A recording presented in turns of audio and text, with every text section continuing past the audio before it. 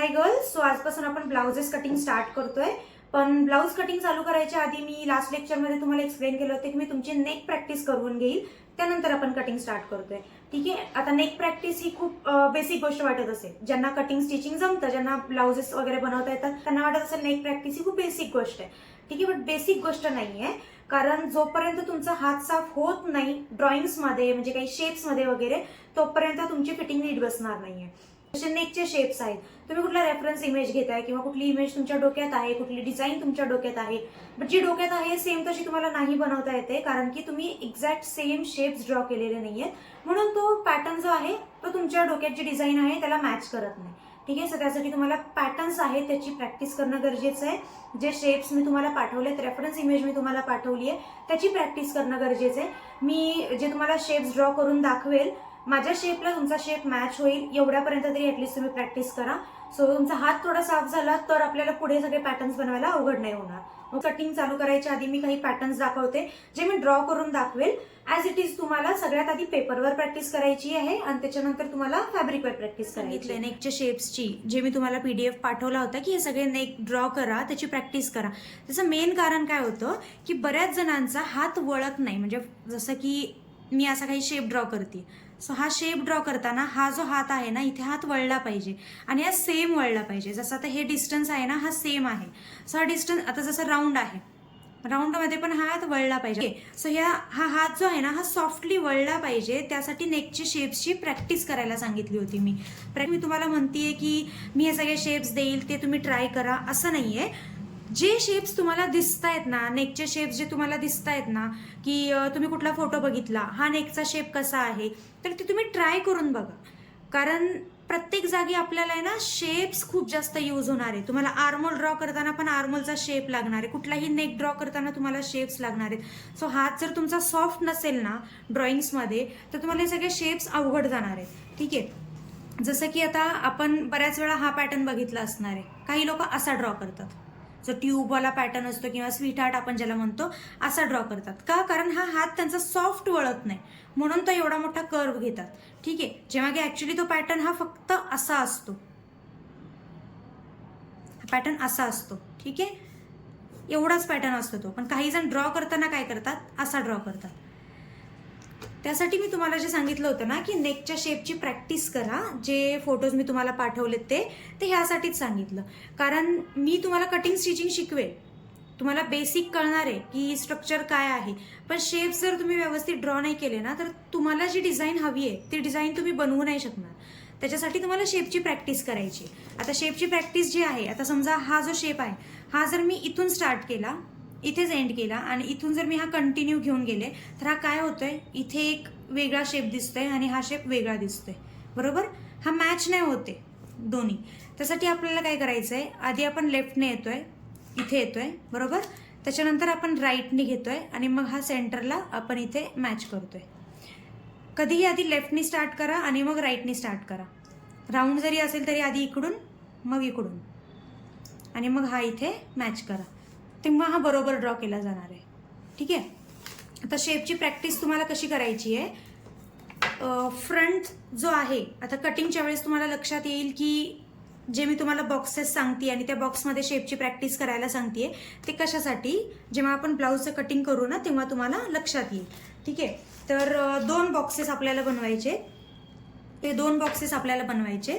हे बॉक्स मी कशासाठी बनवलेत, हा जो आहे हा आपला असणार आहे फ्रंट नेक आणि हा असणार आहे बॅक नेक. इथे आपल्याला काय करायचंय 2.5, इथे काय करायचंय 2.5 आणि हा क्रॉसमध्ये आपण काय करतोय, नेकची लेंथ घेतोय. भले आता तुम्ही क्रॉसमध्ये नका घेऊ, सरळमध्ये नेक लेंथ घ्या, की जर समजा 8 इंच असेल तर इथून इथेपर्यंत 8. ओके. आणि जो आता ह्यामध्ये तुम्हाला पूर्ण शेप नाही ड्रॉ करायचा, असा हा इथून स्टार्ट करायचा आहे तुम्हाला आणि हा असा ड्रॉ करायचा आहे. म्हणजे काय, आपण अर्धाच शेप ड्रॉ करतोय, अर्धा तुमचा ह्या साईडला असणार आहे, कारण हे जे फॅब्रिक आहे ना हे ऑन फोल्ड असणार आहे. सो म्हणजे ह्याच्या आतमध्ये पण एक फॅब्रिक असणार आहे. सो तुम्ही इथे जर शेप ड्रॉ केला आणि कट केला ना, तो दोन्हीकडे ऑटोमॅटिक कट होणार आहे. सो तुम्हाला जे शेपची प्रॅक्टिस करायची आहे ना, ती ह्या हाफवर प्रॅक्टिस करायची. कोणता पण शेप घ्या तुम्ही, तो ह्याच्यामध्ये तुम्हाला प्रॅक्टिस करायची. फ्रंटचं आपल्याला ट्राय करायचंय की ह्या लाईनच्या बाहेर नाही जायचं, ह्या लाईनच्या आतच ट्राय करायचं. सेम असंच आपण बॅक करतोय, इथून पण 2.5 आणि हा जो डिस्टन्स आहे हा आपण 3 घेतोय, कारण बॅक नेक थोडासा ब्रॉड चालतो. ओके, सेम इथून आपल्याला नेक किती आपला डीप आहे बॅकचा, जर समजा 10 असेल 10 घ्या, 12 असेल 12 घ्या. ओके, आणि इथून पण आपल्याला नेकचा शेप ड्रॉ करायचा आहे, जो पण शेप असेल. आता आपण इथे 3 घेतलं म्हणून काय झालं, हा इथे ब्रॉड झाला. फ्रंटला आपण काय केलं, एवढ्या बॉक्सच्या आतच बनवलं, कारण फ्रंट आपण जास्त ब्रॉड नाही करू शकत, बरोबर, पण बॅक आपण ब्रॉड करू शकतो, म्हणून आपण इथे 3 घेतलेलं आहे. जो पण नेकचा शेप आहे हा ह्याच्या आतच ड्रॉ करायचा. जे सगळे शेप्स मी तुम्हाला पाठवलेत ना, ते सगळे शेप्स ह्या बॉक्सेसच्या मध्ये आपल्याला बनवायचे. हे असे बॉक्सेस रेडी करा, आणि जे फ्रंटचे जे शेप्स आहेत, जे मोस्टली नेक फ्रंटला बनतात, स्वीट हार्ट, लीफ नेक किंवा जेही नेक बनत असतील, ते सगळे फ्रंटसाठी ड्रॉ करा. अर्धे अर्धे ड्रॉ केले तरीही चालेल, जसे हे आहेत. आणि जर पाठवले ते सगळे शेप्स तुम्हाला प्रॅक्टिस करायची आहे, कारण तरच तुमचा हात साफ होणार आहे. त्याच्यानंतरच तुम्हाला नेक्स ड्रॉ करता येतील, त्याच्यानंतरच तुम्हाला आर्महोल ड्रॉ करता येणार आहे, स्लीव्स ड्रॉ करता येणार आहे. Blouse cutting. आता ब्लाऊज कटिंग आपण आधी का बघतोय, म्हणजे ड्रेसेस पण आहे, ड्रेसेस तर खूप सोपे आहे, तर आपण सगळ्यात आधी ब्लाउजेस का घेतोय. ब्लाऊज ही गोष्ट अशी आहे ना की ब्लाऊजची फिटिंग खूप प्रॉपर असणं गरजेचं आहे. ओके, आणि ड्रेसची फिटिंग असते ना, ड्रेसची फिटिंग ही कम्फर्टनुसार डिपेंड करते. कोणी खूप लूज फिटिंग प्रिफर करतं, कोणी बॉडी फिट प्रिफर करतं. सो एकदा जर तुम्हाला ड्रेसच्या फिटिंगची सवय लागली की कम्फर्ट फिटिंग आहे किंवा लुझिंग खूप जास्त यूज केलंय, सो अशी जर फिटिंगची तुम्हाला सवय लागली, तर ब्लाऊजचे जे फिटिंग्स आहेत ते देताना तुम्हाला अवघड होईल. सो सगळ्यात आधी आपण ब्लाऊजवर फोकस करतोय की ब्लाऊजची जी फिटिंग आहे, ब्लाऊजचे जे कटिंग टेक्निक्स आहेत, प्रकारचे कटिंग टेक्निक्स आहेत प्रत्येक बॉडी टाईपसाठी. ओके, सो हा जर कन्सेप्ट तुमचा क्लिअर झाला एकदा की आपण काय काय चेंजेस करतोय, आर्महोल असेल किंवा शोल्डर्स असतील किंवा लेंथ असेल, या सगळ्या गोष्टींमध्ये आपण काय काय चेंजेस करतोय, तर ड्रेसेस आणि बाकीचे जे पुढचे पॅटर्न्स आहेत जसं गाऊन्स वगैरे आहेत, त्यासाठी पण तुम्हाला खूप जास्त इझी होणार आहे. आणि दुसरी गोष्ट म्हणजे की ब्लाऊजला खूप वेळ लागतो. सो सगळ्यात आधी जर आपण ब्लाऊज घेतोय तर तुम्हाला हवा तेवढा टाइम मिळू शकतो ब्लाउजेस बनवण्यासाठी. तर आपण फर्स्ट ब्लाऊज सुरू करतोय, जो आहे सिंगल टक्स ब्लाऊज. आता सिंगल टक्स ब्लाऊज जो आहे, म्हणजे टक्स म्हणजे काय असतं, सिंगल टक्स म्हणजे काय असतं, 4 टक्स म्हणजे काय असतं, किंवा कधी कधी आपण म्हणतो डार्ट. डार्ट म्हणजे काय आहे, ज्याला आपण टक्स म्हणतो त्यालाच आपण डार्ट पण म्हणतो. ठीक आहे, डार्ट म्हणजे काय असतं की जर समजा आता आपला हा जो शेप आहे, इथे हा ड्रेस लूज आहे, आपल्याला हा ड्रेस फिटिंग करायचा आहे, पण जर मी इथे ह्याला फिटिंग करते, ओके, जर मी इथे फिटिंग करते तर तो काय होणार आहे, मला इथे पण फिटिंग होणार आहे, राईट. होऊ शकतं मला चेस्टला पण फिटिंग होणार आहे. बऱ्याच वेळा असं होतं की आपण जेव्हा इथे फिटिंग करतो चेस्टला पण टाईट होऊन जातं. ते कशामुळे होतं, कारण आपला आर्महोल आणि चेस्ट ह्याच्यामध्ये डिफरन्स असतो. आपला आयडियल बॉडी टाईप नाहीये, सो आर्महोल आणि चेस्टमध्ये डिफरन्स असतो. चेस्ट जर हेवी असेल, आर्महोल जर नॉर्मल असतील, तर होऊ शकते की आपल्याला इथे टाईट करायची गरज पडेल, पण इथे टाईट केला तर चेस्टला टाईट होणार आहे. सो अशा वेळेस आपण काय करतो, हा जो फॅब्रिक आहे इथला, जो एक्स्ट्रा फॅब्रिक आहे जे आपल्याला इथे टाईट करायची गरज पडते, हा जो फॅब्रिक आहे आपण इथे डार्ट म्हणजे काय टक्स देतोय. सो एवढा जो एक्स्ट्रा फॅब्रिक आहे जो आपला पफ पकडतोय, त्याला आपण एका टक्स मध्ये घालून टाकतोय. ओके, क्लिअर एवढं. सो हा झाला डार्ट. सो पण खूप सारे प्रकार आहेत, जसं की शोल्डर डार्ट आहे किंवा आर्महोल डार्ट आहे, चेस्ट डार्ट आहे, वेस्ट डार्ट आहे, मिडल डार्ट आहे. हे डार्टचे खूप प्रकार आहेत, हे खूप ॲडव्हान्स सिलेबस झाला. बट डार्ट आणि टक्स ही एकच गोष्ट झाली. मी हे ह्यासाठी सांगतेय कारण जो आपण इथला कन्सेप्ट आपण घेतोय की जो एक्स्ट्रा फॅब्रिक आहे आपल्याला घालवायचा आहे, त्यासाठी आपण डार्ट दिला, बरोबर. सेम टेक्निक आपण जे सिंगल टक्स ब्लाऊज आहे, आपण जे कमरेत डार्ट वगैरे देतो, सो सेम टेक्निक जी आहे डार्टवाली टेक्निक, ती आपण फॉलो करतोय की एक्स्ट्रा फॅब्रिक घालवण्यासाठी आपण एक टक्स देतोय आणि पफ क्रिएट करण्यासाठी. आता फॉर एक्झाम्पल तुम्ही जर फॅब्रिक कट करताय, तिरक्या लाईनमध्ये तुम्ही फॅब्रिक कट नाही करणार. ओके, तुम्ही ड्रॉइंग जर करत असाल, कुठल्या ह्युमन फिगरचा जर ड्रॉइंग करायचं असेल, एक नॉर्मल ड्रॉइंग करायचं असेल, तर आपण काय करतो, जस्ट एक लाईन अशी ड्रॉ करतो, राईट. की चेस्टला आपण दाखवतो की थोडंसं बाहेर, कमरेत आपण दाखवतो थोडंसं बारीक. पण आपण फॅब्रिक कट करताना जर आपण तसंच कट केलं तर ते काय होणार आहे, आपल्याला बसणार नाही. का बसणार नाही, कारण बॅक आपली प्लेन असते.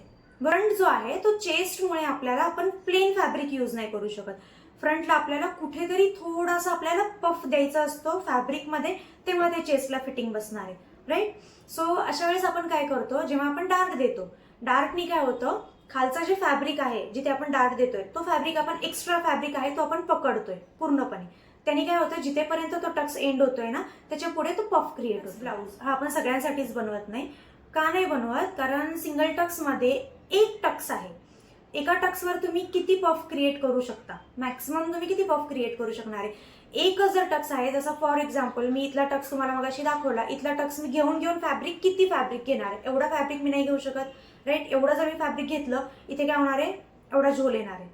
आपल्याला काय हवा आहे, जो प्रॉपर चेस्टचा जो शेप आहे त्या शेपमध्येच पफ बसला पाहिजे. एक्स्ट्रा पण आपल्याला नकोय आणि कमी पण आपल्याला नकोय. कमी असेल तर काय होणार आहे, चेस्टला टाईट होणार आहे. एक्स्ट्रा झाला तर काय होणार आहे, तो इथे जमा होणार आहे. ओके. सो मोस्टली काय होतं ना की बऱ्याच वेळा आपण रेडीमेड ब्लाउजेस वगैरे आपण बघतो. रेडीमेड ब्लाउजेस काय असतात, सिंगल टक्स बनलेले असतात. रेडीमेड ब्लाउजेसमध्ये आपण कितीही फिटिंग केलं तरी हा पार्ट नीट बसत नाही. हा नीट का बसत नाही, कारण इथे डार्क नाहीये किंवा आपल्या जो वेस्टला डार्क पाहिजे तो डार्क नाहीये. फक्त एक सिंगल टक्स दिलेला आहे. सिंगल टक्समध्ये एवढा जास्त पफ क्रिएट होत नाही आणि चेस्ट आणि वेस्टमध्ये डिफरन्स असतो. तो डिफरन्स आहे तर आपल्याला पफ लागणार आहे. मग जोपर्यंत तो पफ बनणार नाही तोपर्यंत ती फिटिंग नीट बसणार नाही. ओके. तर त्यासाठी आपण सिंगल टक्स ब्लाउज जो आहे तो जर चेस्ट हेवी असेल, कमर बारीक असेल तर आपण हा सजेस्ट करत नाही. सिंगल टक्स ब्लाउज आपण सजेस्ट करत नाही. सिंगल टक्स ब्लाउज बनवायचा पण नाही, कारण सिंगल टक्स ब्लाउजमध्ये एवढी जास्त चांगली फिटिंग येत नाही. अशा वेळेस तुम्ही बनवू शकता जेव्हा वेस्ट आणि चेस्ट मध्ये एवढा जास्त डिफरन्स नाहीये. म्हणजे जेव्हा चेस्ट जास्त हेवी नसेल, वेस्ट जास्त बारीक नसेल, एक नॉर्मल फिगर असेल, तेव्हाच आपण सिंगल टक्स बनवतो. कारण एका पफवर आपण एवढी प्रॉपर फिटिंग नाही देऊ शकत. ठीक आहे. दुसरी जी केस आहे की जे रेडीमेड ब्लाउजेस असतात. आता आपण बघतो रेडीमेड लेहंगा, रेडीमेड लेहंगा, जे आजकाल रेडीमेड लेहंगा खूप चालू आहेत की लेहंगा सेमी स्टिच्ड असतो आणि स्टिच्ड असतो. सो त्याच्या वेळेस काय होतं ना की पूर्ण आपण कधी असं बघितलं असेल की पूर्ण ब्लाउजचं त्याच्यावरती स्ट्रक्चर असतं आणि मध्ये पूर्ण एम्ब्रॉयडरी असते, बरोबर. फुल एम्ब्रॉयडरी ब्लाउज जेव्हा असेल तेव्हा टक्स जिथे आपल्याला द्यायचा असतो ना तेवढी जागा ओपन ठेवलेली असते. कारण जेव्हा एम्ब्रॉयडरी असते ब्लाउजवर, एम्ब्रॉयडरीवर स्टिच करणं खूप अवघड असतं. एम्ब्रॉयडरीवरती आपण कटिंग पण करू शकत नाही. एम्ब्रॉयडरी जर असेल तर प्रिन्सेस कट ब्लाउज बनणार नाहीये किंवा फोर्टक्स ब्लाउज बनणं अवघड आहे, कारण एम्ब्रॉयडरीवर निडल चालणार नाहीये तुमची, मशीन चालणार नाहीये तुमची. त्यामुळे जेव्हा रेडीमेड ब्लाउजेस बनतात ना तेव्हा टक्ससाठी प्लेन जागा ठेवलेली असते. आपल्याला हे पण समोरच्याला क्लिअर करायचंय की यामध्ये एवढी प्रॉपर फिटिंग येणार नाहीये, राईट. का नाही येणार, कारण एक तर रेडीमेड आहे, फॅब्रिक मटेरियल थिक आहे, त्याच्यानंतर बनतोय तो सिंगल टक्स आणि सिंगल टक्सवर एवढा पफ येणार नाहीये. जर चेस्ट हेवी असेल तर प्रॉपर फिटिंग बसणार नाही. सो जर बारीक फिगर असेल तर आपण बनवून देऊ शकतो. जर हेवी फिगर असेल तर ट्राय करतोय आपण की होईल तेवढा मॅक्सिमम पफ क्रिएट करायला, पण आपण फिटिंग जी आहे ती आपण कमिट नाही करत की प्रॉपर फिटिंग येईल. ठीक आहे. रेडीमेडच ब्लाउज आहे, सिंगल टक्सच ब्लाउजची फिटिंग आहे, म्हणजे मेजरमेंट जे दिलेलं आहे ब्लाउजमध्ये रेडीमेड पीसमध्ये सिंगल टक्ससाठी जर जागा आहे आणि सिंगल टक्सच बनवू शकतो. ओके. पण चेस्ट हेवी आहे आणि आपल्याला सिंगल टक्स जर बनवायचं आहे तर त्यामध्ये आपण चेंजेस काय करायचे की टक्सचं मेजरमेंट वाढवायचं. ठीक आहे. ते मी आता कटिंगच्या वेळेस सांगेलच तुम्हाला. आणि दुसरी गोष्ट अजूनही करू शकता तुम्ही की कप्स ऍड करू शकता. पण जर चेस्ट हेवी आहे पॅड्स यूज करा, 3 कप्स यूज करा की जे खूप जास्त जाड नसतील, कारण तो जर कम्फर्टेबल नाही वाटलं, ऑलरेडी मटेरियल जाड असणार आहे, बरोबर. त्याच्यानंतर सिंगल टक्सच बनणार आहे, जो पाहिजे तसा शेप येणार नाहीये चेस्टसाठी. आणि त्यात जर आपण जाड पॅड्स वापरले तर ती फिटिंग चांगली दिसणार नाहीये. त्यामुळे दुसरी गोष्ट की जे तुम्ही अस्तर वापरणार आहे ते अस्तर सुद्धा पातळ असायला पाहिजे. जर तुम्ही कॉटन अस्तर वापरताय तर कुठलंही मटेरियल बनताना, कोणतीही गोष्ट बनताना अस्तर आधी वॉश करायचं आणि मग स्टिच करायचं. भले ते कस्टमरचं असो किंवा तुमचं घरचं असो, अस्तर वॉश केल्याशिवाय करायचं नाही. कारण तुमचं मेन फॅब्रिक कधी श्रिंक होत नाही. सॅटिन यूज करताय, सॅटिन श्रिंक होत नाही. जर तुम्ही क्रेप यूज करताय तर क्रेप पण श्रिंक होत नाही, बट कॉटन श्रिंक होतं. कॉटन बऱ्यापैकी श्रिंक होतं. त्याच्यामुळे प्रत्येक वेळेस कॉटन हे वॉश करायचं, कारण तुम्हाला कस्टमर नंतर कंप्लेंट करणार नाहीये एकदा ड्रेस वॉश झाल्यानंतर. बट ती फिटिंग जर त्यांना परत परत तशीच बसली नाही तर ते तुमच्याकडे येणार नाहीये. कारण जेव्हा एकदा ते ब्लाउज वॉश करतील त्यांनी काय होणार आहे, पूर्ण स्टिच ब्लाउज जर वॉश केला अस्तर श्रिंक होणार आहे आणि मेन फॅब्रिक तसंच राहणार आहे. त्यांनी काय होतं, ब्लाउज घातला तो व्यवस्थित बसणार आहे. ओके. बट सेकंड टाइम जर वॉश करून ब्लाउज घातला ना तर त्याची फिटिंग नीट बसणार नाहीये. जो झोल येतो ना कपड्यामध्ये, असा कपडा दिसतो, पूर्ण लूज कपडा दिसतो. अस्तर तर तुम्हाला एकदम टाईट बसणार, कारण अस्तर श्रिंक झालेलं आहे. आधी जी फिटिंग होती ती फिटिंग बसणार आहे, त्याच्यापेक्षा टाईट बसेल, कारण अस्तर बऱ्यापैकी श्रिंक होतं. आणि जो वरचा कपडा आहे तो असा खुला दिसतो. तर ह्यामुळे पण अस्तर श्रिंक होतं म्हणून वरचा कपडा लूज पडतो. त्याच्यामुळे अस्तर आपण वॉश करायचं आणि मग स्टिच करायचं. ठीक आहे. अस्तर वॉश करायला हार्डली 15 मिनिट लागतात. सो अस्तर वॉश केल्याशिवाय आपण स्टिच करायचं नाही. ठीक आहे. आणि सिंगल टक्स ब्लाऊज हे आपण खूप बारीक लोकांना यूज करू जर चॉईस असेल तर.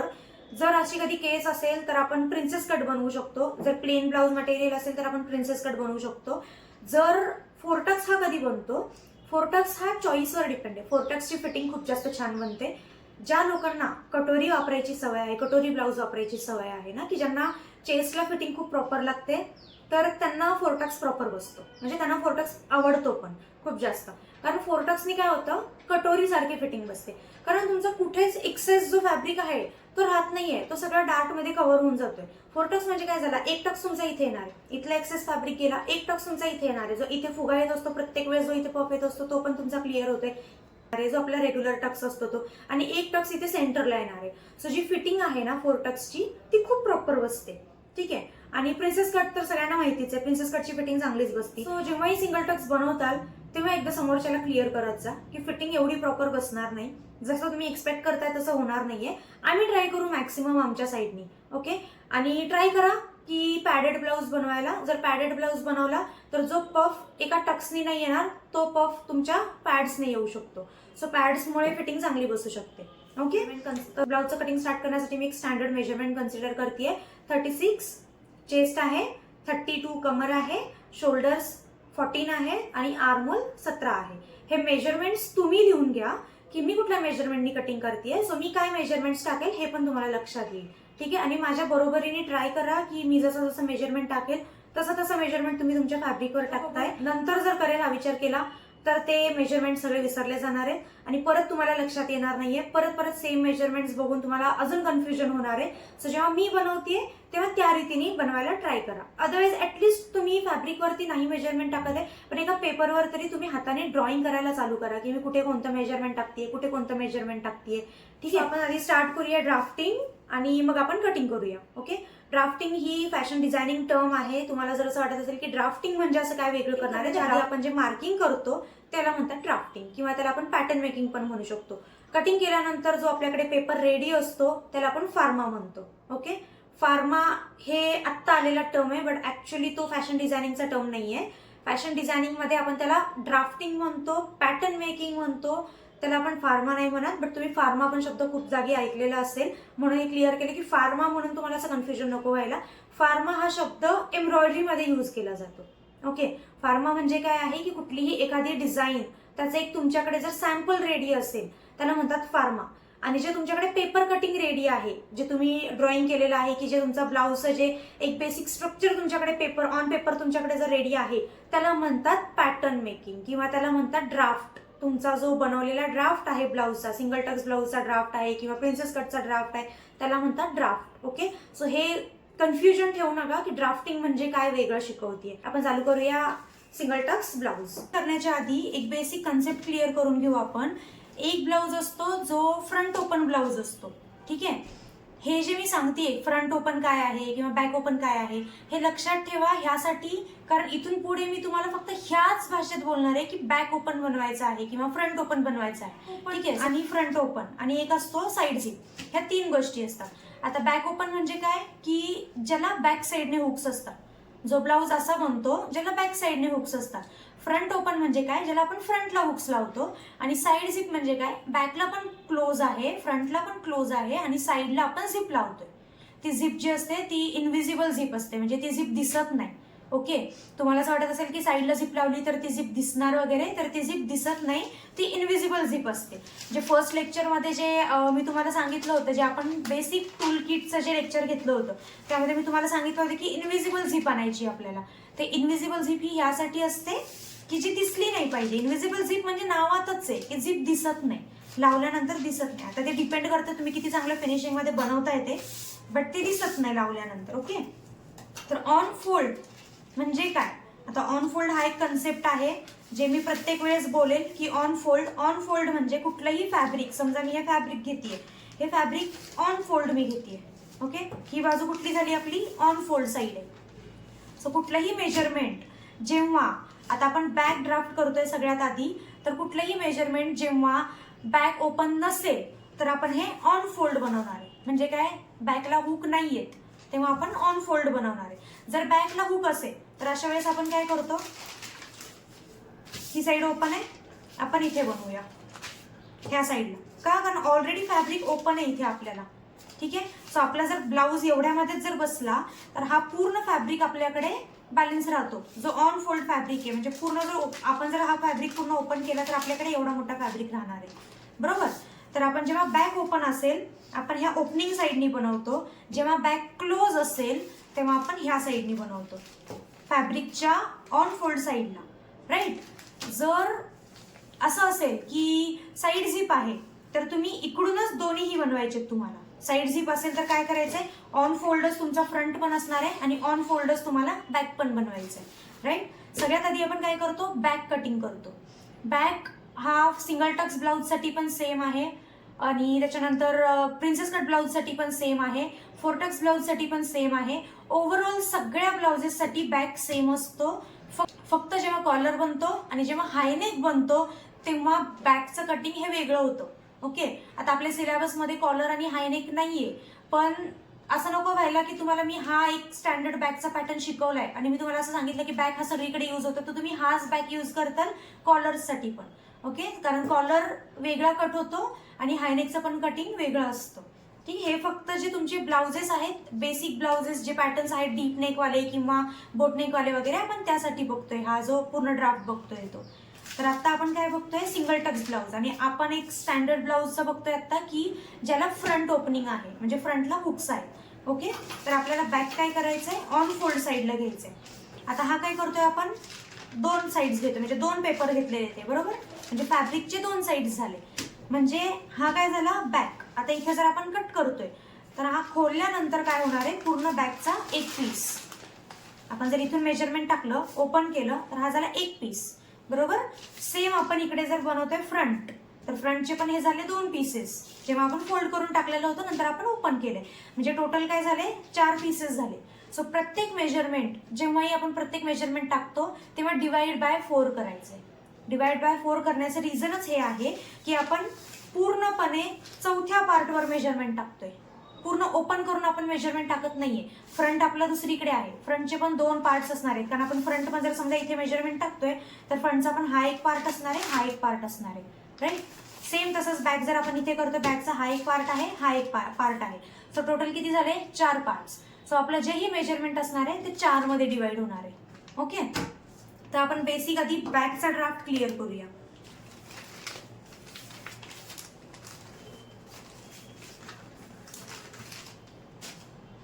तर जसं मी सांगितलं की फॅब्रिकची ऑन फोल्ड साईड आपल्याला पाहिजे. आता हे काय आहे, ओपन आहे. ह्यानी काय होणार, बॅकला हुक्स होतील. ठीक आहे. हे फुल फॅब्रिक आहे, ह्याला आपण इथे फोल्ड केला.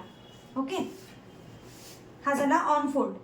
ऑन फोल्ड यासाठी कारण आपण जो बॅक बनवतोय त्याला हुक्स नाहीयेत, फ्रंटला हुक्स आहेत म्हणून आपण हा ऑन फोल्ड घेतला. आता फॅब्रिक इथे किती टाकतेय मी एक्स्ट्रा, म्हणजे फोल्ड किती करायचा आहे, हा अंदाजे फोल्ड नाही करायचा. इथून आपलं मेजरमेंट चेक करायचं की इथे मेजरमेंट बसणार आहे का, तेवढा फोल्ड करायचा. ठीक आहे. तर इथे आपण बॅकचं मेजरमेंट स्टार्ट करूया. जसं मी सांगितलं होतं की मी मेजरमेंट्स काय घेतेय, चेस्ट आहे 36, ओके. वेस्ट आहे 32, शोल्डर्स किती आहेत 14 आणि आर्महोल किती आहे 17. साईजनी आपण ड्राफ्टिंग बघूया.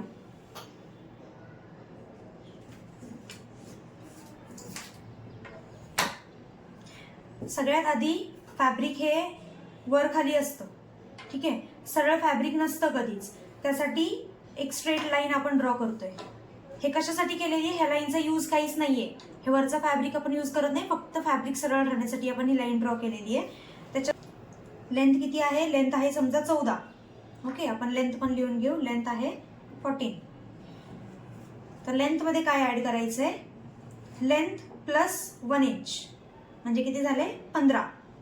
लेंथ प्लस 1 इंच का करतोय आपण, शोल्डर्स आपण जोडणार, बरोबर. फ्रंट आणि बॅकचे शोल्डर जोडणार, त्यासाठी अर्धा इंच गेला. आणि खाली पण आपण फिनिशिंग करणार, त्यासाठी अर्धा इंच गेला. म्हणून लेंथ प्लस 1 इंच. जर तुम्हाला खाली लेस लावायची असेल किंवा तुम्हाला जर काही वेगळं फिनिशिंग करायचं असेल तर त्याचं मार्जिन वेगळं सोडायचं, वेगळ्या रीतीने. मेन ब्लाऊज जो फिटिंग मध्ये बिघडतो तो फक्त शोल्डर आणि आर्महोल मध्ये बिघडतो. ओके, आता हे मी ह्याच ब्लाऊज मध्ये एक्सप्लेन करणार आहे. ह्या सगळ्या गोष्टी तुम्हाला पुढे कंटिन्यू करायच्या आहेत. ओके, सो हे जे मी एक्सप्लेन करेल आता शोल्डर्स आणि आर्महोल हे व्यवस्थित बघून घ्या, कारण प्रत्येक ब्लाऊज मध्ये तुम्हाला same according to body type ह्या गोष्टींमध्ये चेंजेस करायचे. ठीक आहे, तर आता शोल्डर्स किती आहेत? 14. आता शोल्डर्स इथे मी किती टाकणार? बऱ्याच वेळा आपण असं म्हणतो ना की ब्लाऊजची फिटिंग नीट बसत नाहीये, शोल्डर्स मधून ब्लाउजेस उतरतायत, आर्महोल मध्ये झोल येतोय. तो कशामुळे? शोल्डर आणि आर्महोल चुकतो त्यामुळे असतं. ठीक आहे, तर सगळ्यात आता आपल्याला आधी काय बघायचंय? शोल्डर्स आहेत 14. मग बऱ्याच वेळा काय करतो आपण? शोल्डर्स इथे टाकून देतो मेजरमेंट, किंवा तुम्ही ह्याच्या आधी कधी बघितलं असेल की शोल्डर्स -1 करा, 2 करा, 3 इंचेस करा, हे तुम्ही बघितलं असेल. पण ते मायनस करण्याचं लॉजिक काय? आपण का शोल्डर्स मधून मायनस करतोय?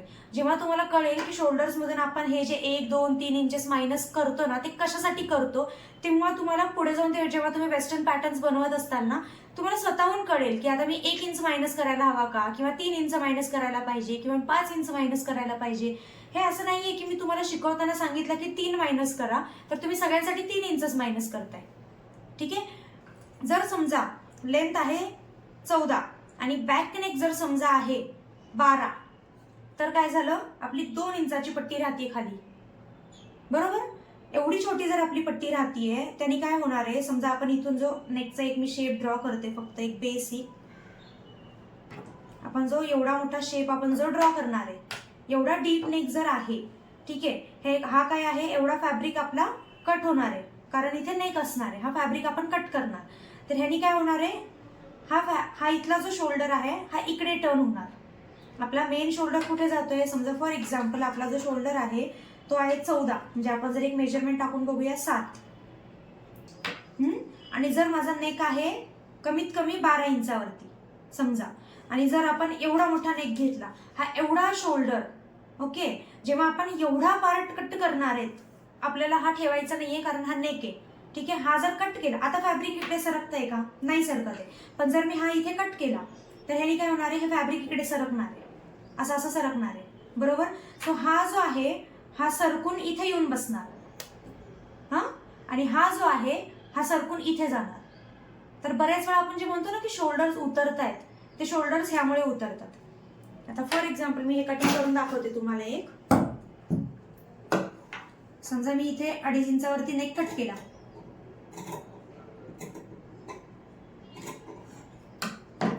ह्यानी काय होतंय? आता समजा मी एवढाच फॅब्रिक कट केलाय, हा इकडे टर्न होतोय, सो हा फ्री झाला ना, फॅब्रिक फ्री झाला, बरोबर?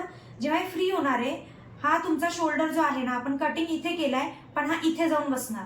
जेवढा होईल तेवढा हा पसरणार, कारण तो फ्री आहे, त्याला आता अडवत काहीच नाहीये, हे फॅब्रिक अडवत नाही आता त्याला, म्हणून हा इकडे सरकणार आहे. मग जेव्हा हा इकडे सरकणार, तेव्हा हे पण जे फॅब्रिक आहे ते पण इकडे सरकणार. मग आपले शोल्डर्स तर इथेपर्यंतच आहेत, पण आपले शोल्डर जातात इथे. बऱ्याच वेळा रेडीमेड मध्ये बघितलं असेल की शोल्डर असतं इथे आणि आपले जे घातल्यानंतर शोल्डर्स इथेपर्यंत जातात. कारण ही टेक्निक जी आहे ना, ही तुम्ही चुकीची वापरता, किंवा जे पण बनवत असेल ते ही टेक्निक जी आहे ती चुकीची वापरत असतील. ओके, तर आपल्याला ह्याच्यासाठी काय करायचं असतं? हे फुल शोल्डरचं मेजरमेंट टाकायचं नाही. आपल्याला माहिती आहे की जेव्हा आपण नेक कट करणार आहे, हा इकडे सरकणार आहे हा पीस, त्यामुळे आपण आधीच त्याला मायनस करतोय. जर समजा आपण इथेपर्यंत नेक कट केला, तर हा सरकून इथे येऊन बसेल. जेव्हा हा इथे येऊन बसेल तेव्हा तो तुमच्या शोल्डरच्या बाहेर जाणार नाहीये, बरोबर? त्यासाठी आपण आधीच मायनस करतो, शोल्डरला आपण आधीच कमी करून घेतो, की जरी नेक पडला किंवा जरी शोल्डर्स पडले तुमचे, तरी ते इतके नाही पडणार, जिथे तुमचा शोल्डर आहे तिथेच येऊन थांबतील. ओके, सो आता हे किती मायनस करायला पाहिजे ह्याचा काही अंदाज? तो अंदाज यानुसार ठरतो की तुमचा नेक किती जास्त डीप आहे. आता समजा तुमचा नेक जर असेल 12 इंच, लेंथ तर आहे 14, नेक आहे 12, सो किती राहतीये? 2 इंचाची पट्टी राहतीये, बरोबर? 2 इंचाची पट्टी म्हणजे जेवढा जास्त फॅब्रिक कट होणार आहे, म्हणजे एवढा पूर्ण फॅब्रिक कट होणार आहे, जेवढा जास्त फॅब्रिक कट होईल. आता समजा इतकंच मी कट केलंय, हे पूर्ण फॅब्रिक मूव्ह करतं. ओके, सेम जसं मी इथपर्यंत मी पूर्ण कट करेल, एवढा डीप कट करेल, हा पूर्ण फॅब्रिक मूव्ह करणार आहे. जेवढा हा मूव्ह करतोय हा पूर्ण फॅब्रिक मूव्ह करणार आहे. ओके, तर त्यासाठी आपल्याला काय करायचंय? जेवढा जास्त डीप नेक आहे तेवढे शोल्डर्स आतमध्ये घ्यायचे, कारण आपल्याला माहिती आहे नेक जास्त डीप आहे, फॅब्रिक फ्री झालेले आहे, शोल्डर्स खूप उतरणार आहेत, त्यामुळे शोल्डर्स आत घ्यायचे. जर समजा हाच नेक इथेपर्यंतच असेल, 5-6 इंचाचा नेक वगैरे बनतात ना, क्लोज नेक असेल किंवा काही बोटनेक वगैरे असेल. जर बोटनेक असेल तर आपण शोल्डर्स फुल घेतो, बोटनेकच्या वेळेस मी सांगेल असते. पण जर नेक छोटा असेल, 5 इंचाचा असेल किंवा 6 इंचाचा असेल, त्याने काय होणार, एवढंच फॅब्रिक जाईल. एवढंच जर फॅब्रिक गेलं तर शोल्डर जाऊन जाऊन किती जाणार आहेत, अडतं ना, कुठे ना कुठेतरी अडतंय ना. हे बघा, कुठे ना इथे अडतच आहे ना. सेम जर तुमचं इथेपर्यंत नेक डीप असेल, हा इथे येऊन अडेल, पण इतका जास्त तर पसरणार नाही तो. त्यामुळे आपण अशा वेळेस, जेव्हा नेक छोटा आहे, आपण अशा वेळेस एवढा जास्त मायनस करत नाही. ओके, आता हे एवढेच मायनस करायचे, हे डिपेंड करतं. आता जर मी तुम्हाला सांगितलं की मायनस करताना 4 इंच मायनस करा, पण नेक डीप आहे बट शोल्डर्स खूप छोटे आहेत, चेस्ट खूप हेवी आहे, तर तुम्ही जर समजा 4 इंच मायनस करताय तर शोल्डर्स राहणारच नाहीत ना काहीच. बरोबर, शोल्डर्स समजा आहेत 13 इंचाचे आणि चेस्ट जर समजा आहे की 40 इंचेसची. जर शोल्डर्स 13 असेल तर चेस्ट मॅक्सिमम 34-35 पाहिजे. पण जर चेस्ट असेल 40, बऱ्याच केसेसमध्ये असंही असतं. मग जर शोल्डर्सच छोटे पण नेक डीप आहे, म्हणून तुम्ही जर 4 मायनस केले तर तो शोल्डर राहणार आहे तुमचा 1 इंचाचा. मग 40 चेस्ट जी आहे ती 1 इंचाच्या शोल्डरवरती ऍडजस्ट होईल का, नाही होणार. सो फक्त मी हा एक फॉर्म्युला सांगते तुम्हाला की चेस्ट मायनस करा, म्हणून तेवढंच मायनस करायचं नाहीये. बॉडी टाईपनुसार किती मायनस करायला पाहिजे, शोल्डरचं मेजरमेंट किती आहे, चेस्टचं मेजरमेंट किती आहे, चेस्ट हेवी आहे का, शोल्डर्स चेस्टच्या बरोबरीने नाही आहेत का, बॉडी टाईप जसं मी तुम्हाला एक्सप्लेन केलं होतं ते बघून आपल्याला हे करायचंय. ठीक आहे, तर आता मी तुम्हाला जर सांगते की एवढ्या नेक पर्यंत 3 इंच मायनस करा, एवढा नेक असेल तर 4 इंच मायनस करा, पण डिपेंड करते की चेस्ट साईज पण काय. ठीक आहे, तर मी फक्त एक स्टँडर्ड सांगेल तुम्हाला की किती इंचेस मायनस करायचं ते. पण जर चेस्ट हेवी असेल तर काय चेंजेस करायचे हे नंतर बघूया आपण. जर असेलच एखादा बॉडी टाईप ज्याच्यानुसार आपण कटिंग करतोय तर मी ते पण एक्सप्लेन करेलच तुम्हाला. ती गोष्ट ऍक्च्युली खूप ऍडव्हान्स मध्ये जाती जर एकदम बॉडी टाईपनुसार जर सगळ्या गोष्टी बघायच्या झाल्या तर. पण एक मी बेसिक आता तुम्हाला क्लिअर करते की किती मायनस करायला पाहिजे. आता जर समजा हा 12 इंच पर्यंत नेक आहे, मॅक्सिमम फॅब्रिक इथून कट होणार आहे. सो आपण इथून काय करणार आहे, शोल्डर्स मायनस 4 इंचेस. किती, शोल्डर मायनस 4, टोटल शोल्डरचं मेजरमेंट मायनस 4 इंच म्हणजे किती झाले, 10. जर नेक खूप जास्त डीप आहे तर, जर नेक नॉर्मल डीप आहे की म्हणजे काही जण 10-11, स्टँडर्ड नेक किती डीप असतो, 10-11, 9.5, 10, 11, 11.5. ओके, ह्याच्यापेक्षा जास्त डीप नाही जात. 12, 12.5, 13 हा म्हणजे पूर्ण खूपच जास्त डीप झाला, बॅकलेस ब्लाउज कडे जाते कारण 2 इंचाची पट्टी राहते. बरोबर, तर जर हा स्टँडर्ड नेक डीप असेल तर अशा वेळेस आपण 4 मायनस नाही करत, आपण 3 मायनस करतो. ओके, आणि जर समजा नेक तुमचा छोटा असेल म्हणजे 5-6 इंचापर्यंत वगैरे असेल तर अशा वेळेस आपण काय करतो, शोल्डर्स पूर्ण टाकतो, फुल मेजरमेंट टाकतोय आपण शोल्डर्सचं. जर तुमचा नेक असेल 5-6 इंचापर्यंत वगैरे, जेवढं मेजरमेंट आहे 7 असेल 7 टाकून द्या. आता 7 म्हणजे मी काय केलेलं आहे, इथे शोल्डरचा चौथा भाग घेतलेला नाहीये. हे लक्षात घ्या की चौथा भाग आपण कुठे वापरतोय, दुसरा भाग आपण कुठे वापरतोय. इथे दुसराच भाग आहे कारण हा एक शोल्डर असणार आहे आणि सेम फ्रंटचा एक शोल्डर असणार आहे. बरोबर, आणि चेस्टच्या मेजरमेंट मध्ये इथे एक चेस्ट आहे, इथे एक चेस्ट आहे, सेम तसंच फ्रंटला पण असणार आहे. समजा हाच फ्रंट असेल तर इथे एक चेस्ट, इथे एक चेस्ट, असं किती झाले, 4 झाले. शोल्डर्स मध्ये आपण काय करतोय, हा पूर्ण शोल्डर 1 झाला आणि सेम तसंच बॅकचा पण हा पूर्ण शोल्डर 1 झाला. सो आपण काय करतो, शोल्डर डिवाइड बाय 2. हे डिवाइड आपण का करतो ना, हे क्लिअर झालं पाहिजे. फक्त तुम्हाला एक फॉर्म्युला मिळालाय की शोल्डर डिवाइड बाय 2 करायचे, चेस्ट डिवाइड बाय 4 करायचे, आणि हे कशासाठी करायचं हे जर क्लिअर नसेल तर हे रट्टामार फायदा नाही आहे ह्याच्यामध्ये. हे कळणं गरजेचं आहे की आपण काय किती कशासाठी करतो ते. ओके, तर आता जर आपला नेक आहे समजा एवढा डीप तर लगेच नको घ्यायला. जर समजा नेक आहे आपला साधारण 10 तर आपण किती करतोय, शोल्डर मायनस 3 इंच करतोय. आता ही वरची लाईन कन्सिडर नका करू, मी इथे एक लाईन ड्रॉ करते. इथून आपण खाली लेंथ बघूया. लेंथ होती आपली 15 आणि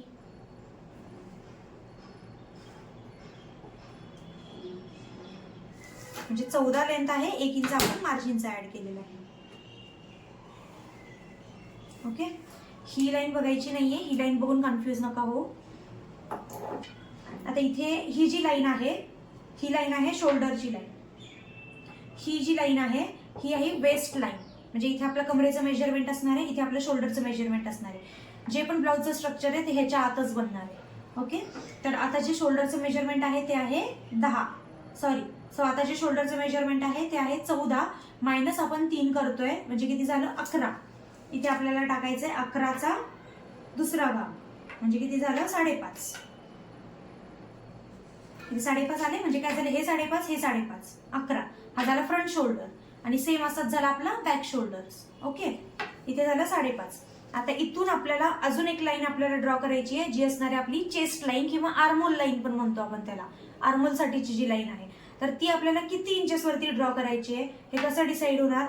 इथलं जे मेजरमेंट आहे ते असणार आहे chest divide bye 6. Okay, chest divide bye 6. आता 36चा जर समजा असं आपण बघितलं तर येतं 6. इथून इथेपर्यंत आपण 6 टाकतोय. ही आपली लाईन जी आहे ही आर्मोलची लाईन आहे.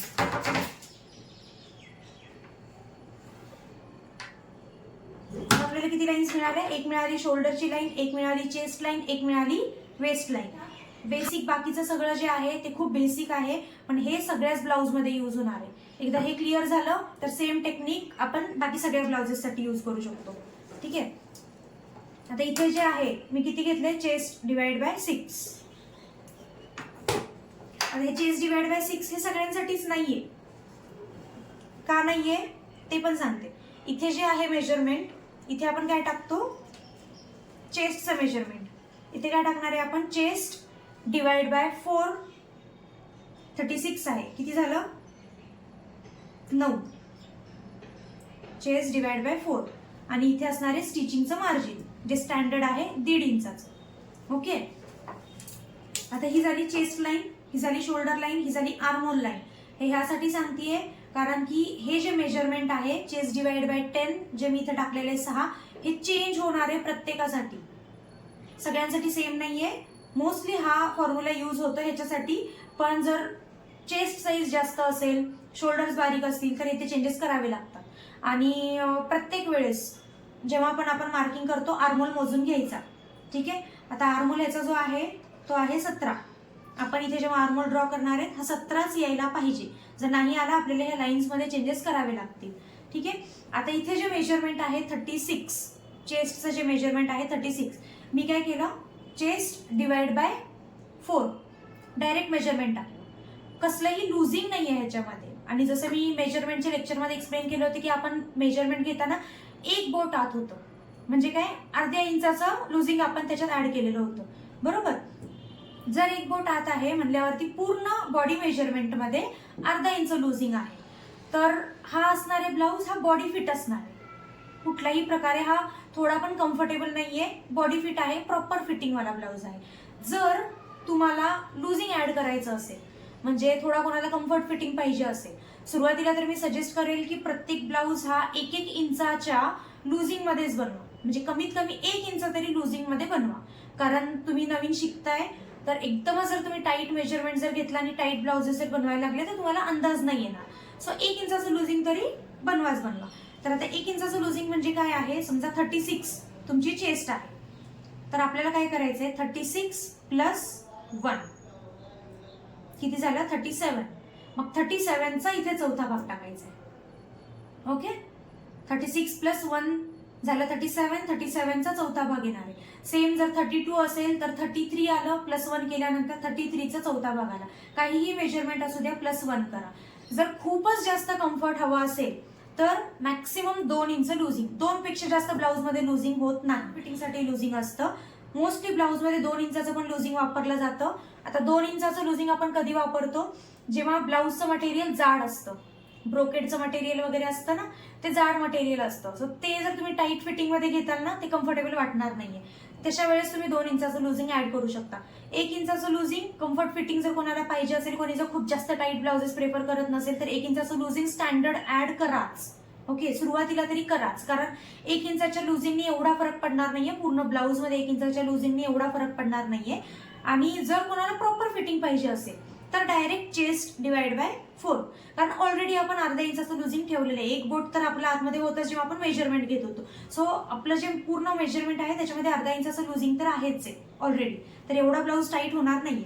तर हा जो फॉर्म्युला हा काय आहे, चेस्ट प्लस 1 इंच जो आपला लुजिंगचा असणार आहे divide by 4 plus 1.5 inch margin, right.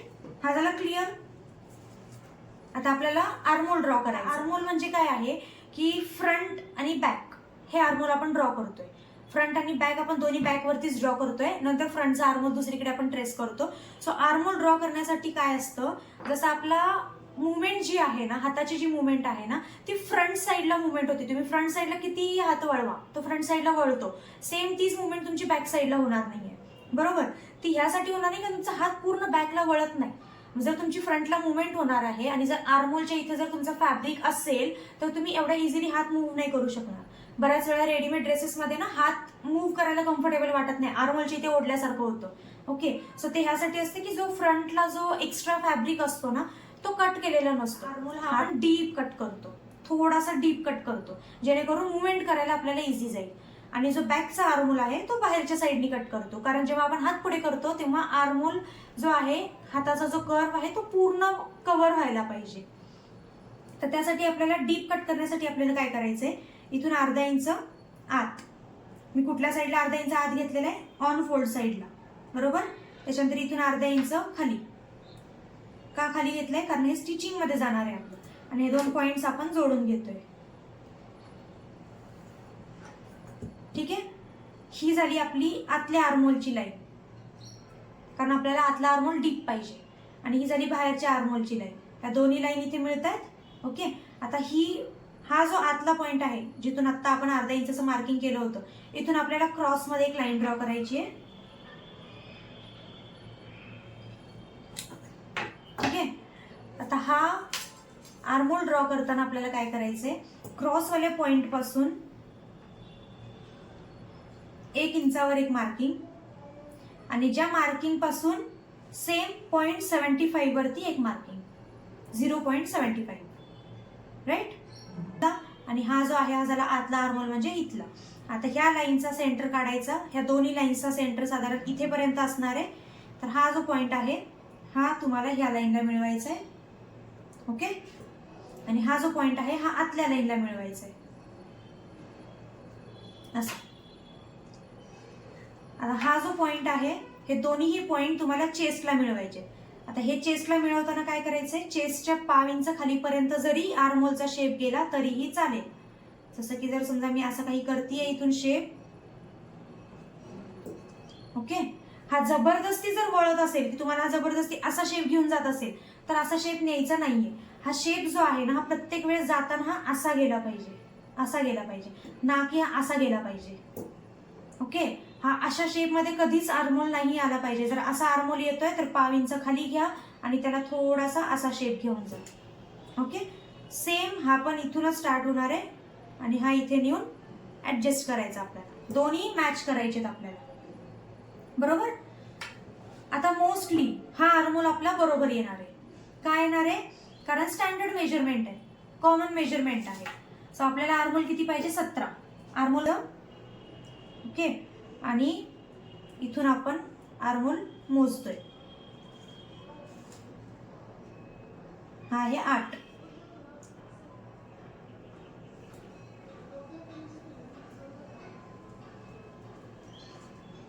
आणि हा आहे 9. म्हणजे किती झालं, 8 आणि 8 16, आणि प्लस 1 17. आपला आर्महोल किती होता, 17 इंचेस. हा आर्महोल बरोबर बसतोय.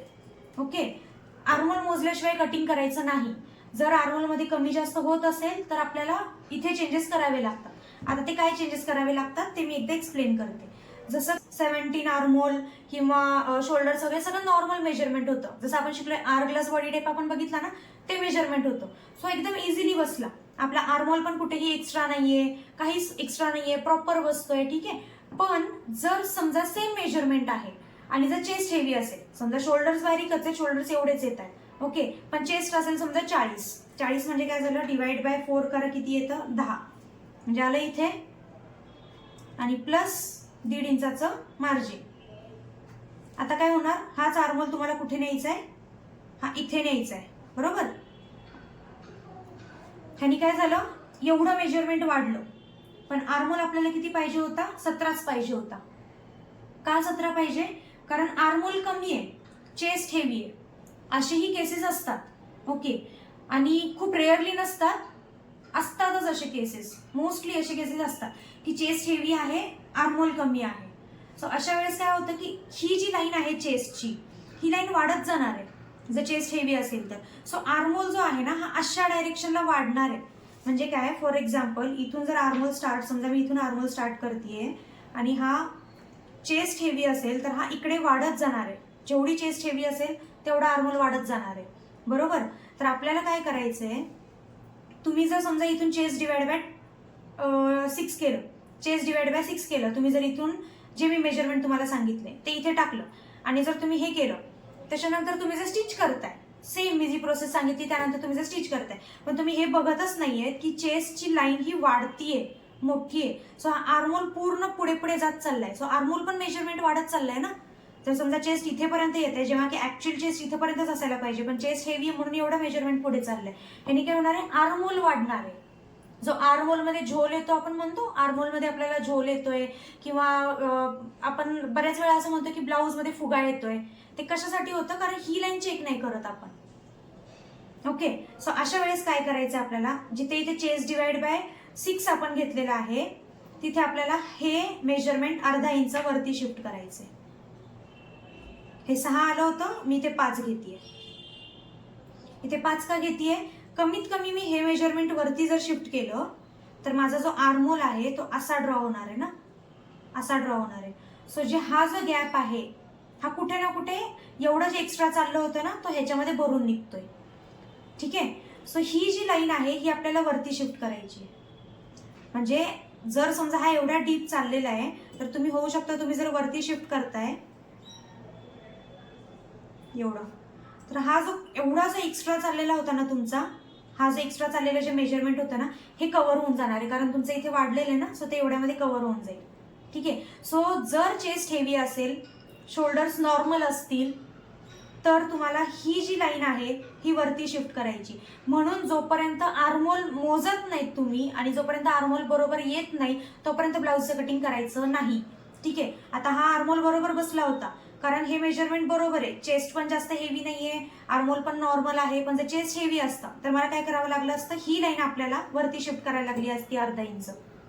जर समजा की एकदमच शोल्डर्स बारीक आहेत, खूपच जास्त शोल्डर्स बारीक आहेत आणि चेस्ट खूपच हेवी आहे, बऱ्यापैकी हेवी आहे, तर अशा वेळेस तुम्ही काय करा, इथून पण अर्धा इंच खाली घ्या, ओके. आणि हा जो पॉइंट आहे, हा डिस्टन्स जो आहे, हा खूप जास्त कमी नाही करायचा आहे. 1 इंच खूप झाला. जर आपण अर्धा इंच इथून करतोय, अर्धा इंच आपण इथून करतोय, हा 1 इंच खूप झाला. ह्याच्यापेक्षा जास्त आपल्याला कमी जास्त करायचं नाहीये, ह्याच्यापेक्षा जास्त ऍडजस्टमेंट्स करायचे नाहीये. मग आता हे जे मी तुम्हाला मगाशी डार्ट एक्सप्लेन केला होता ना, की हा जो पॉइंट आहे इथे आपल्याला एक डार्ट द्यावा लागतो ह्या पॉइंटला, कारण आर्मोल एक्स्ट्रा होतोय, बरोबर. आपला जो डार्ट आहे ही चेस्ट लाईन आहे, आपण जी डार्ट आहे चेस्ट लाईनला नाही देत, आपण हा आर्मोलला डार्ट देतोय. म्हणजे आपण काय करतोय, एक्स्ट्रा आर्मोल आहे ना इकडे, आपण तो आर्मोल इथल्या डार्ट मध्ये कव्हर करतोय. जे इथे आपण डार्ट दिला, ह्याने काय होणार आहे, हा जो डार्ट आहे हा इथपर्यंत असेल, ह्याने काय होणार आहे, चेस्टच्या इथे पफ पण येईल, बरोबर. कधीही डार्ट दिला की डार्ट जिथे एंड होतो तिथे पफ क्रिएट होतो. सो इथेपर्यंत जर डार्ट एंड झाला, डार्ट म्हणजे टक्स, कन्फ्युजन नका करू. जर समजा इथे डार्ट देतीये तर इथे पफ क्रिएट होणार आहे आणि प्लस जो आर्मोल एक्स्ट्रा चालला होता आपला तो इथे कव्हर होऊन जातोय, राईट. आता डार्ट हे ऍडव्हान्स टेक्निक मध्ये आहे, पण तरीही मी तुम्हाला इथे एक्सप्लेन करून ठेवलं की जर तुमच्याकडे अशा काही केसेस आल्या जिथे ब्लाउजेस हेवी चेस्टचे बनवायला लागतील, तर तेव्हा असे चेंजेस करावे लागतात. सेम टेक्निक मी तुम्हाला सांगितली की चेस्ट डिवाइड बाय 6 सांगितलेलं आहे, तसंच तुम्ही फॉलो करताय, असं करू नका, कारण हे सगळे चेंजेस करावे लागतील. आता सेम केस, आता सेम गोष्ट, जर समजा शोल्डर्स हेवी आहेत, ठीक आहे, आणि चेस्ट बारीक आहे, तर जर चेस्ट समजा इथे कुठेतरी येते आणि आपण जर आर्मोल ड्रॉ करतोय, चेस्ट नॉर्मल असेल, म्हणजे फ्लॅट फिगर जर असेल, फ्लॅट म्हणतो ना आपण, फ्लॅट फिगर जर असेल, असा जर आर्मोल आपण ड्रॉ केला, पण आर्मोल 17च आहे, सगळं मेजरमेंट सेम आहे, ठीक आहे, फक्त चेस्ट कमी असेल. जर आपण 36 बनवतो समजा 34 चेस्ट असेल तर काय होणार आहे, आर्महोल टाईट होणार, बरोबर. तर अशा वेळेस आपण काय करू शकतो, ही लाईन अर्धा इंच खाली घ्या आणि हा जो कर्व आहे ना हा अर्धा इंच खाली नेऊन मॅच करा, इथे नेऊन मॅच करा. ह्यानी काय होतं, हा इथला जो गॅप आहे जो आपल्याला आत घ्यायची गरज पडली होती तो आपण खाली नेतोय. तो आपण खाली नेतो म्हणून काय होतं, तो गॅप त्याच्यामध्ये कव्हर होऊन जातो. जर चेस्ट हेवी असेल तर आपल्याला काय करायचंय, आर्महोल वरती शिफ्ट करायचंय. आणि जर चेस्ट बारीक असेल तर आपल्याला आर्महोल हा खाली शिफ्ट करायचा आहे. चेस्ट डिवाइड बाय 6 हा फॉर्म्युला मी सांगितला आहे, म्हणून सगळीकडे यूज करायचा नाही, हा बॉडी टाईप नुसार यूज करायचा. जर शोल्डर्स बारीक असतील, चेस्ट हेवी असेल तर आपल्याला चेस्ट डिवाइड बाय 6 मायनस अर्धा इंच ही करायची गरज पडू शकते, ठीक आहे. आणि जर समजा चेस्ट बारीक असेल आणि शोल्डर्स पण नॉर्मल असतील तर आपल्याला चेस्ट डिवाइड बाय 6 प्लस अर्धा इंच करण्याची पण गरज पडू शकते. आणि जर समजा आर्महोलची लाईन ही खूप मोठी होत असेल तर होऊ शकतं आपल्याला इथे एक डार्ट पण द्यावं लागेल. सो ह्याच्यासाठी कुठलाही फॉर्म्युला यूज करू नका. आर्महोल मेजर करा, जर आर्महोल व्यवस्थित बसत असेल, आर्महोल जर व्यवस्थित बसत असेल तरच कंटिन्यू करा. जर आर्महोल व्यवस्थित बसत नसेल तर त्याच्यामध्ये चेंजेस करायची गरज पडू शकते, ठीक आहे. आपली लेंथ होती 15, ही लाईन यूज करते मी.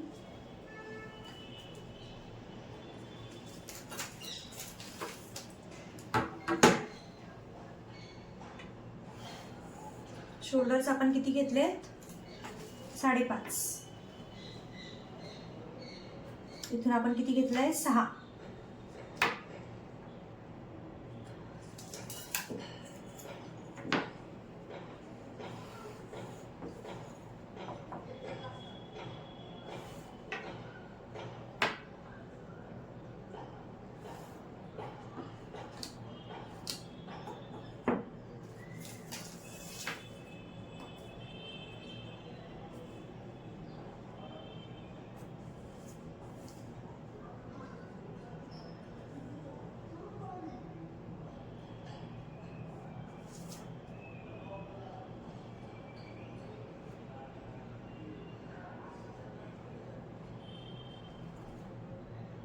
जे मी मगाशी तुम्हाला एक्सप्लेन केलं होतं ना की शेप्स खूप जास्त गरजेचे आहेत, प्रॉपर शेप जमणं गरजेचं आहे, तुम्हाला शेपची प्रॅक्टिस करायची आहे, ते ह्यासाठीच सांगितलं होतं. हा शेप नीट ड्रॉ करता नाही आला तर काहीच फायदा नाहीये, कारण पूर्ण आर्महोल हा ह्याच्यावरतीच डिपेंड करतो. हा शेप जर तुम्ही नीट ड्रॉ नाही केला, हा जो कर्व आहे जर व्यवस्थित नाही जमला तुम्हाला, तो आर्महोल व्यवस्थित बसणार नाहीये. सो शेप्सची प्रॅक्टिस करा.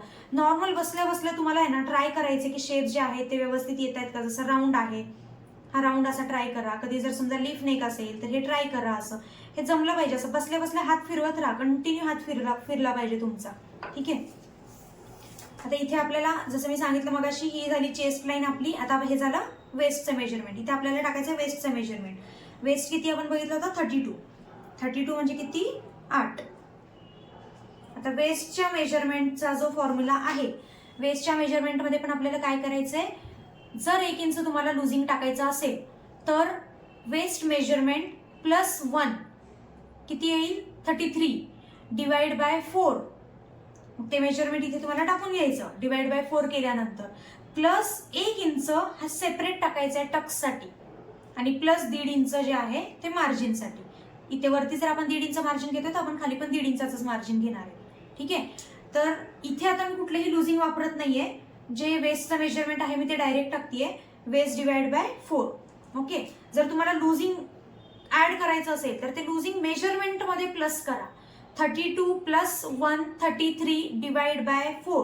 ओके. आणि मग ते इथं तुम्हाला मेजरमेंट टाकायचंय. ते झालं. त्याच्यानंतर 1 इंचाचं वेगळं मार्किंग, हे असणार आहे टक्ससाठी. त्याच्यानंतर 1.5 इंचाचं जे मार्जिन आहे ते आहे स्टिचिंग मार्जिन. आता आपल्याला काय करायचंय, margin to margin lines draw करून घ्यायचे.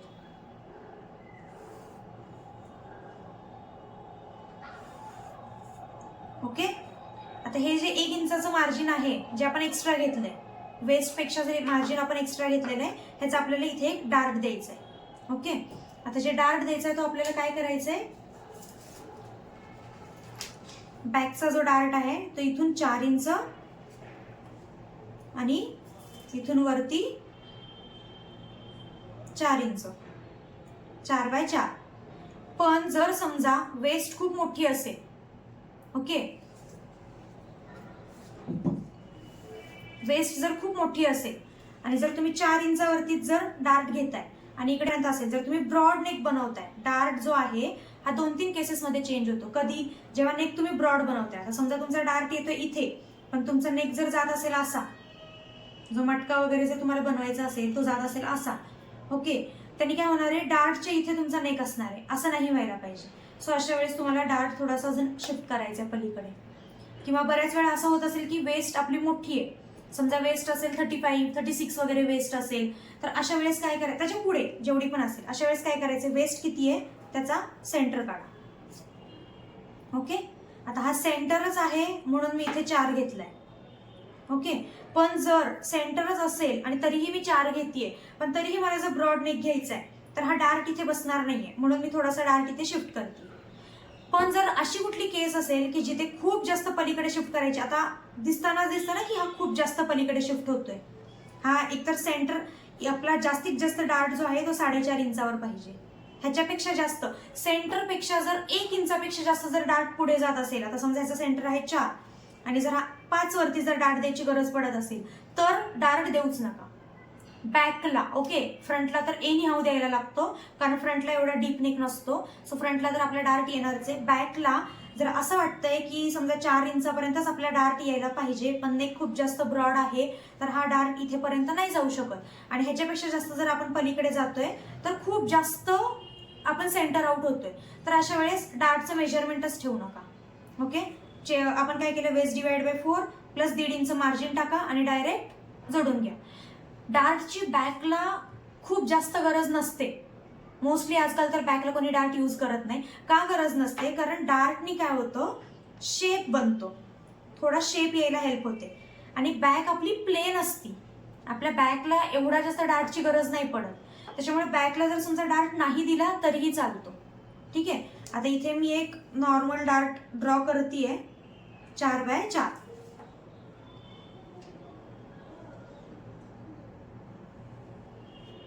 ठीक आहे, आता डार्ट किती इंचेसचा घ्यायचा, 1 इंच आपण इथे यूज केलेला आहे, हाच 1 इंच आपल्याला इथे यूज करायचा आहे, कारण 1 इंच आपण एक्स्ट्रा सोडलेले. सो अर्धा इंच इकडे आला, अर्धा इंच इकडे आला, बरोबर, म्हणजे डार्ट झाला हा टोटल 1 इंचाचा. आता हे लाईन्स अटॅच करून घ्या.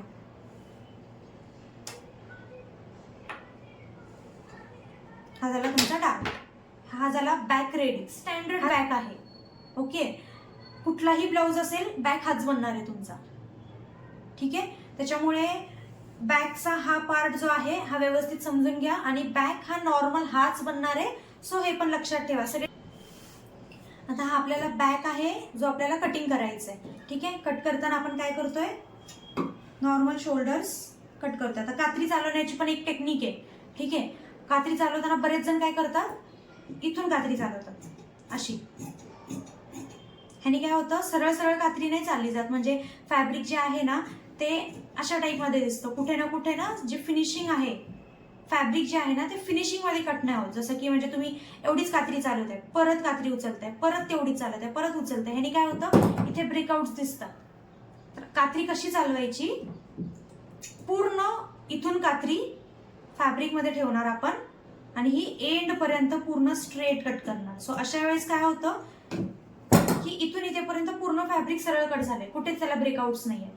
ठीक आहे, आता मी काय करते, इथून कात्री वापरते, होईल तेवढं मॅक्सिमम फॅब्रिक मी ट्राय करते की कात्रीमध्ये येईल. झालं इथेपर्यंत, पूर्ण टोकापर्यंत करत नाहीये, थोडंसं बाजूला ठेवलंय, परत कात्री उघडायची आहे आणि परत कट करायचं. राईट, आता आर्महोल जर कटिंग करायचं आहे, आर्महोल कट करताना काय करायचं,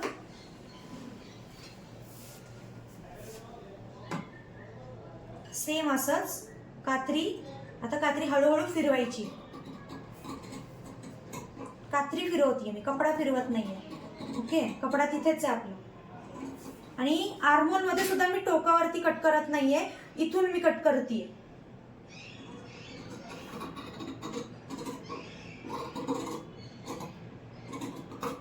ठीक आहे, आता हे कट केले काय करायचं आपल्याला, हा सेंटर पकडा, इथे एक नॉच द्या. नॉच म्हणजे काय, तिरकं कट करायचं थोडंसं. त्याच्यानंतर हा जो पार्ट आहे इथला, हा असा पकडा, जिथे तुम्ही 1.5 इंचाचं मार्जिन ठेवलंय त्याला पण एक छोटासा नॉच द्या.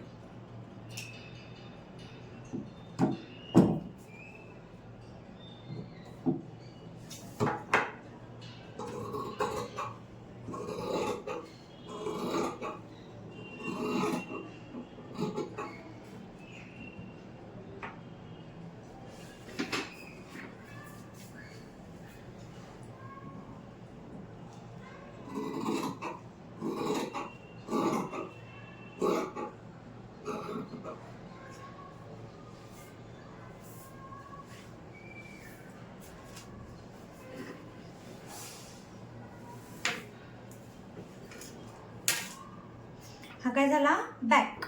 ओके, आपण आर्मोल कुठला कट केलाय, बॅकचा आर्मोल कट केलाय, फ्रंटचा आर्मोल कट केलेला नाहीये. हा बॅक आहे आपला, हा आपण साईडला ठेवू, आपला बॅक रेडी आहे. ठीक आहे, आता हा आपण कुठेही ठेवू फॅब्रिकवरती, फक्त आपल्याला काय करायचंय, ही साईड जी आहे ही आपल्याला ओपन पाहिजे, ही साईड ओपन पाहिजे, कारण इथे आपल्याला हुक्स लावायचे. सो तुम्ही ही अशी ठेवली तरीही चालेल किंवा अशी ठेवली तरीही चालेल, फक्त काय करायचं आपल्याला इकडे हुक लावायचेत ना, म्हणून इथे अर्ध्या इंचाचं मार्जिन पाहिजे आपल्याला स्टिचिंगसाठी, हुक लावण्यासाठी. तर आपण आता काय करतोय, समजा आता हा कपडा इथे एक्स्ट्रा आहे, दिसतोय का हा वाला कपडा, तर माझं जर समजा हे जर मी इथे ठेवलं तर मग अशा आपण हे कट केलेलं इथे बसत नाहीये. सो अशा वेळेस मी काय करते, इकडे टर्न करते. आता इथे बसता बरोबर, इथे आपल्याला अर्धा इंचाचं मार्जिन पाहिजे. अजून मी थोडंसं शिफ्ट करते कारण अर्धा इंच आहे. ओके,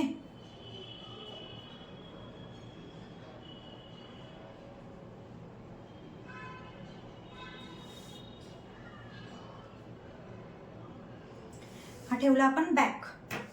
ठीक आहे, आता काय करायचं आपल्याला, बॅकला ट्रेस करून घ्यायचंय. ट्रेस म्हणजे काय, मार्किंग करून घ्यायचंय आपल्याला पूर्ण.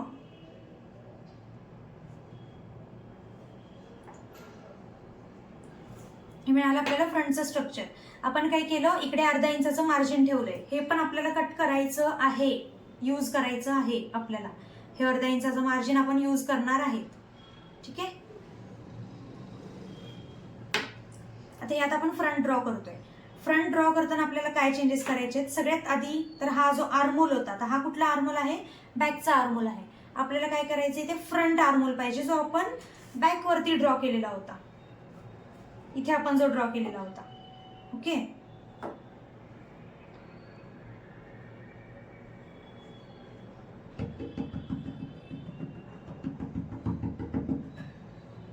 झाला.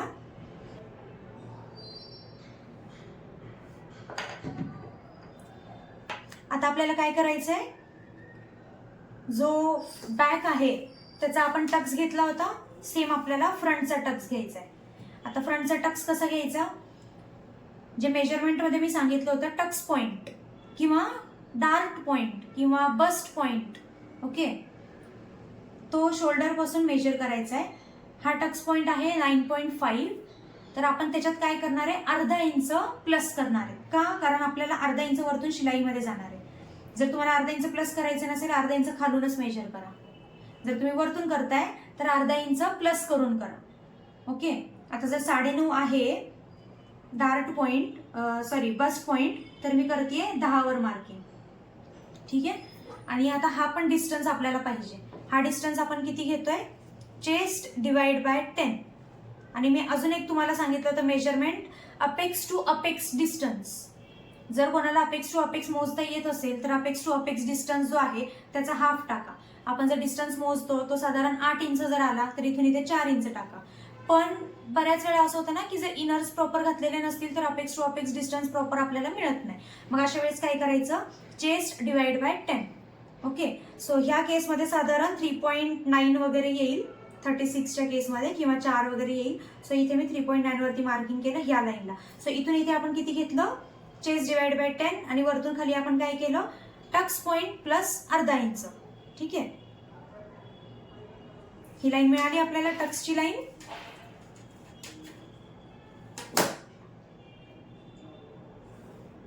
ओके, आता आपण बॅक जो होता आपला तो आपण इथे ट्रेस केलाय, बरोबर. तर बॅक मध्ये टक्सचा जो आहे, वेस्टसाठी टक्सचा जो आहे तो मी 1 इंच ऑलरेडी ऍड केलेला होता. ठीक आहे, कारण आपण ट्रेस केलाय तो ऍज इट इज. तर बॅक मध्ये 1 इंचाचा टक्स तर आहे ऑलरेडी. आता आपल्याला फ्रंट मध्ये काय करायचंय, 1.5 इंचाचा टक्स घ्यायचा आहे. कारण का, बॅकला पफ नाहीये. ओके, बॅकला पफ नाहीये, फ्रंटला पफ आहे. मग जेवढा होईल तेवढा मॅक्सिमम तुम्ही टक्स द्यायला ट्राय करा, पण 1.5 ते 2 इंच, त्याच्यापेक्षा जास्त टक्स नाही गेला पाहिजे. कारण जर खूप जास्त मोठा टक्स जातोय तर ती फिटिंग प्रॉपर बसणार नाही. ओके, जसं की हे जे मेजरमेंट होतं टक्सचं आपण ऍज इट इज इथे ट्रेस केलाय. सो हा जो टक्स आहे हा इथे आपण बाय डिफॉल्ट देऊ शकतो ऍज इट इज. पण हा किती आहे, 1 इंचाचा आहे. आपल्याला काय करायचंय, 1.5 इंचाचा पाहिजे. 1 इंच तर ऑलरेडी आपल्याकडे रेडी आहे, अर्धा इंच आपण इथून वाढवून घेऊ साईडनी. इथून आपण अर्धा इंच वाढवून घेतोय. जर तुम्हाला 2 इंचाचा टक्स घ्यायचा आहे, हा 2 इंचाचा पण तुम्ही घेऊ शकता, 2 पेक्षा जास्त नका घेऊ, 2 इंचाचा घेऊ शकता. जर तुम्हाला 2 इंचाचा टक्स घ्यायचा आहे तर इथे तुम्ही 1 इंच वाढवणार. बरोबर? का? कारण 1 इंच ऑलरेडी तुमचा इथे आहे, म्हणून फक्त वाढवताना 1 इंच वाढवणार आणि इथून इथेपर्यंत लाईन ड्रॉ. ओके. आता फ्रंटला काय होतं, मोस्टली फ्रंटला पफ क्रिएट होतो. पफ बनतो ना खालून, जेव्हा आपण चेस्टला शेप देतो तेव्हा पफ बनतो. मग अशा वेळेस काय होतं, फ्रंटनी लेंथ जी आहे ना ती कमी पडते. ब्लाऊजला बऱ्याच वेळा असं बघितलं असेल की पुढून ब्लाऊज उचलला जातो, तर ह्यासाठी कारण की फ्रंटने ब्लाऊजची लेंथ एक्स्ट्रा असते. आता स्टँडर्ड जर मेजरमेंट आहे तर अर्धा इंच वाढवा. जर 1.5 इंचाचा टक्स घेताय तर अर्धा वाढवा. जर 2 इंचाचा टक्स घेताय किंवा जर हेवी चेस्ट असेल तर 1 इंच वाढवा. लेंथ, फ्रंटची लेंथ वाढवतोय आपण, फक्त बॅकची लेंथ आपण वाढवत नाहीये, फक्त फ्रंटची लेंथ आहे ही. ओके.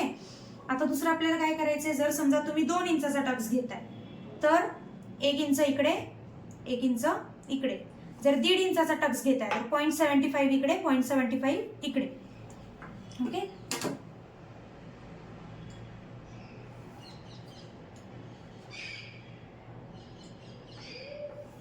हा झाला आपला टक्स रेडी. आपण हे 1 इंच एक्स्ट्रा घेतलंय, बरोबर? म्हणजे काय झालं, साईडनी पण एक्स्ट्रा झालं, ह्या साईडनी पण एक्स्ट्रा झालं, जिथून शिलाई केली जाते म्हणजे जिथं स्टिच केलं जातं. 1.5 इंचाचं मार्जिन पण आपण ड्रॉइंग करून घेऊ. आपलं 1.5 इंचाचं मार्जिन आहे ना स्टिचिंगचं, ते पण इथे लाईन ड्रॉ करून घेऊ.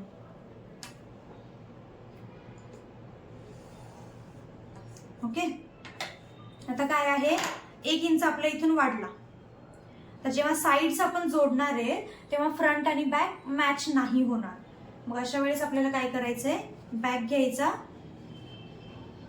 बॅक ठेवा इथे, बरोबर 1.5 इंचाचं जे मार्जिन आहे त्याला मॅच करा.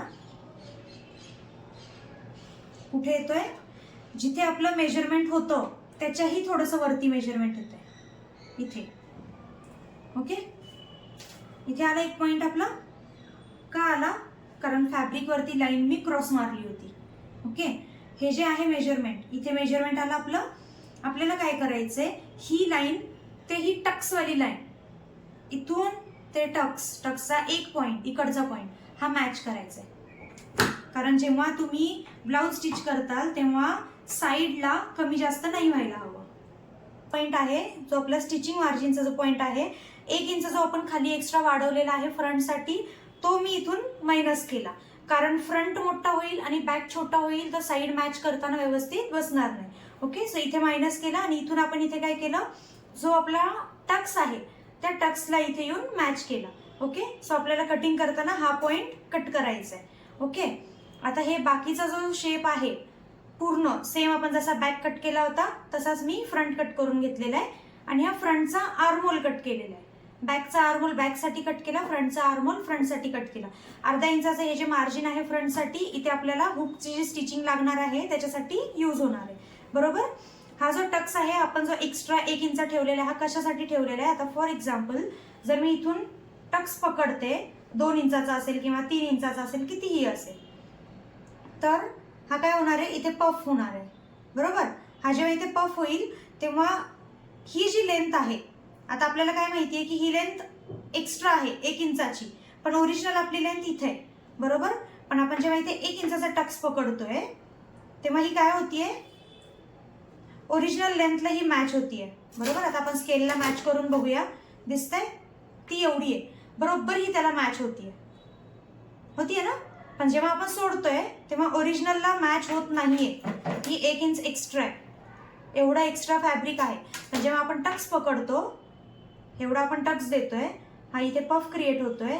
जेव्हा इथे पफ क्रिएट होईल, आपण जेव्हा इथून स्टिच करू तेव्हा ही बरोबर स्ट्रेट लाईन दिसते.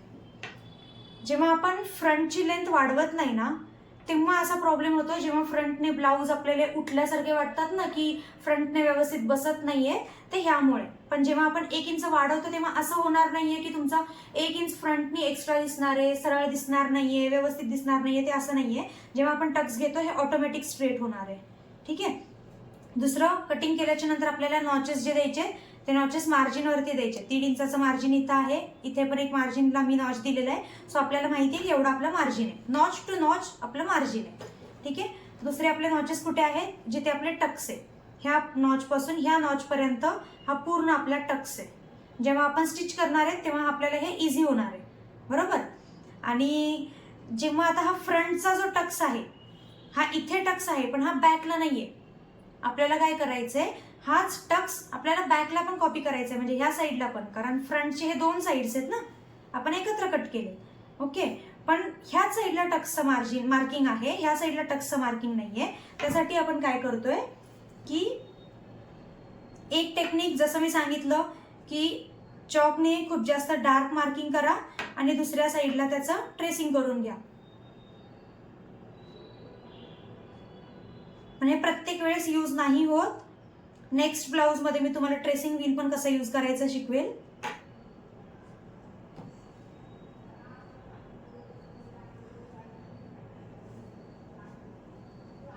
इथे नॉचला नॉच मॅच करतोय आपण, कमी जास्त नको व्हायला म्हणून.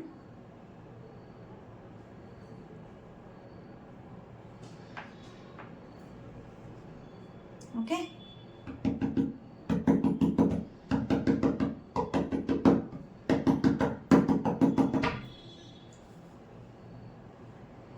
आले इथे मार्किंग.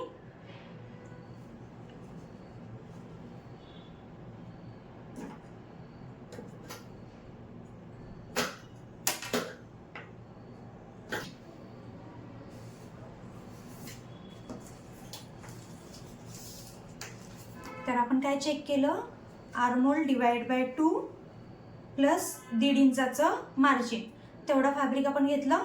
ओके. आता आपण हा फोल्ड करून घेतोय. फोल्ड करतोय म्हणजे आपल्याला काय करायचंय, आपल्याला 2 स्लीव्ज कट करायचे. ओके. एक राईट साइड एक लेफ्ट साइड, हे झाले 2 फोल्ड, 2 ऑन फोल्ड आहेत. म्हणजे हा एक फोल्ड झाला एक साइडची स्लीव्ज, एक फोल्ड झाला दुसऱ्या साइडची स्लीव्ज. हे आपण असे डबल फोल्ड घेतोय.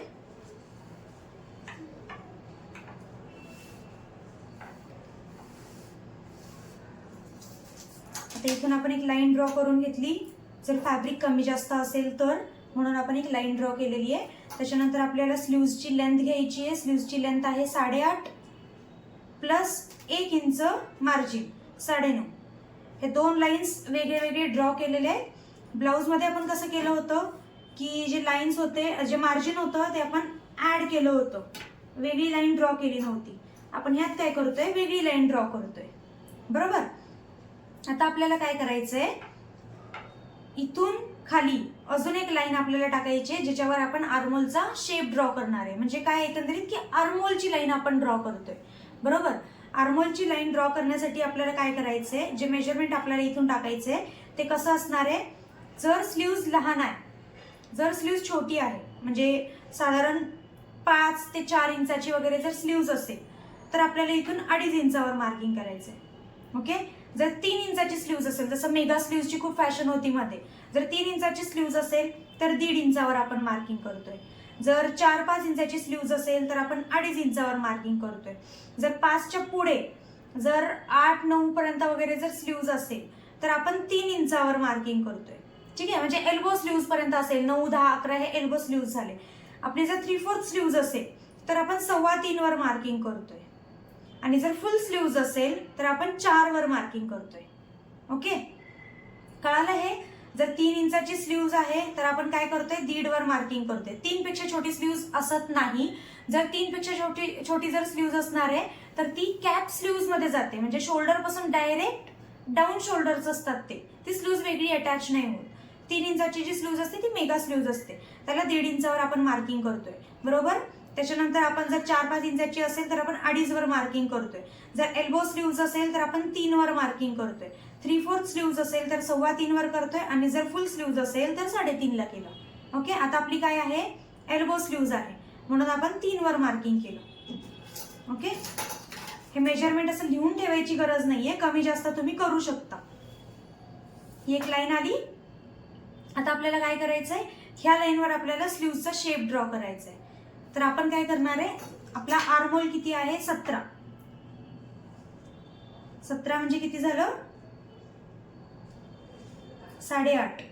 तर आपण ह्या पॉईंटपासून, हा जो पॉईंट आहे ह्या पॉईंटपासून इथे 8.5 वर एक मार्किंग करतोय. ओके, क्रॉसमध्ये एक मार्किंग केलेलं आहे बरोबर.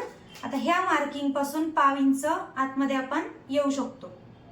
एकतर ह्या मार्किंगवर पण तुम्ही शेप ड्रॉ करू शकता किंवा 1/2 इंच आत पण येऊ शकता, कारण सरळ लाईनमध्ये 8.5 आहे, पण आपण जेव्हा कर्व घेणार आहे तेव्हा होऊ शकतं की थोडंसं मेजरमेंट वाढेल. सो 1/2 इंच आत आलं तरी चालेल किंवा 8 घेतलं 8.5 घेतलं तरीही चालेल, म्हणजे आर्महोल डिवाइड बाय 2 बरोबर. आता आपल्याला काय करायचं आहे, इथून ह्याच पॉइंट पासून 2.5 इंचावर अजून एक मार्किंग, म्हणजे ह्या 2.5 पासून ते ह्या पॉइंट पर्यंत आपल्याला आर्महोलचा शेप ड्रॉ करायचा आहे. ठीक आहे, आता आपण आधी राऊंड पण बघून घेऊया. राऊंड आपल्याला जो घ्यायचा आहे तो साधारण आपला किती आहे, 13 इंचाचा. जर 13 असेल तर किती करणार आहेत आपण, जो राऊंड म्हणजे बायसेप राऊंड जो आहे तो, म्हणजे 8.5 इंचावरती जो राऊंड येणार आहे स्लीव्हजचा तो किती आहे, 13. मग 13चा हाफ आपल्याला इथे टाकायचा झाला 6.5. 13चा हाफ टाकतेय मी. ओके, आणि तो कुठे टाकलेला आहे, जिथे आपली स्लीव्हजची लेंथ आहे त्या लाईनवर, खालच्या लाईनवर नाही, स्लीव्हजच्या लेंथच्या लाईनवर. प्लस 1.5 इंचाचं मार्जिन, ह्या पॉइंट पासून पण प्लस 1.5 इंचाचं margin. Okay, margin to margin आपण जॉईन करून घेऊया.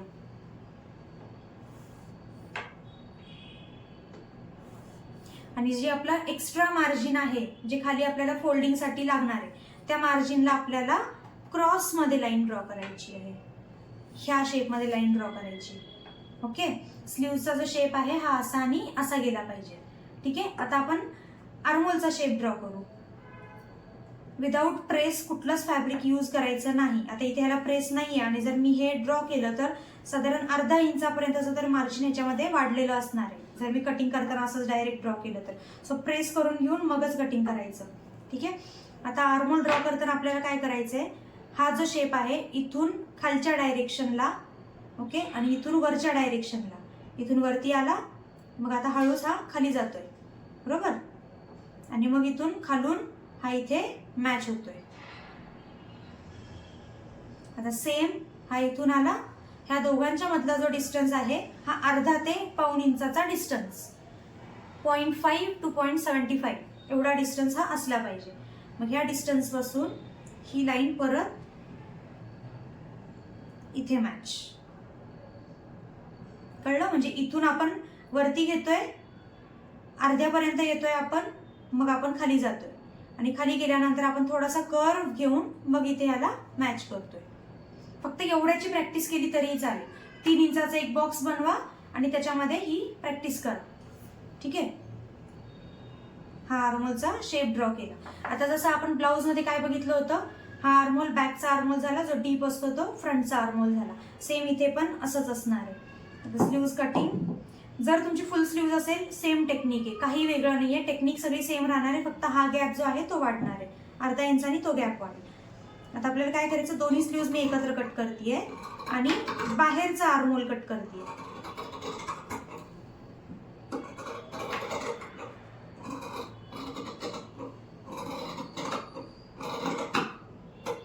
ठीक आहे, काय केलं, आता बाहेरचा आर्महोल कट केला. आतला आर्महोल अजून दोन्ही स्लीव्हचा आतला आर्महोल आपण कट नाही केलेला, फक्त बाहेरचा आर्महोल कट केलेला आहे.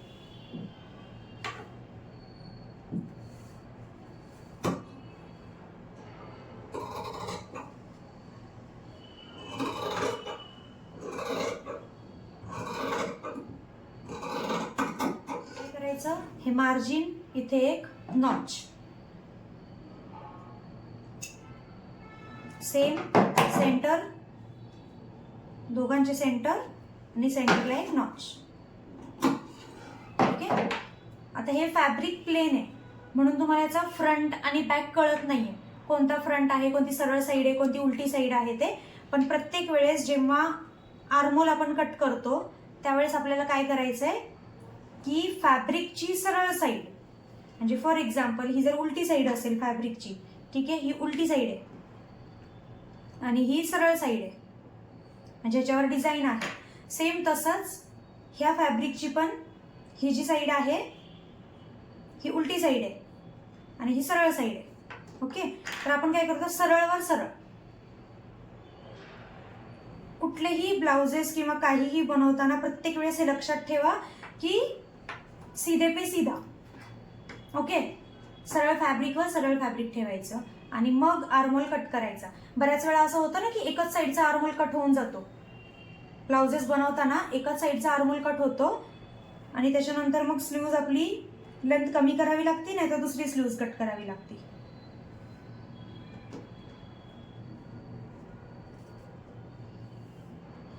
ओके, हे काय झालं आपलं, सरळवर सरळ आपण ठेवलंय आणि मग हा जो आपण एक शेप ड्रॉ केलेला आहे ना फ्रंटचा, हा आपण कट करणार आहे. आधी हे दोन्ही व्यवस्थित मॅच करून घ्यायचे आपल्याला.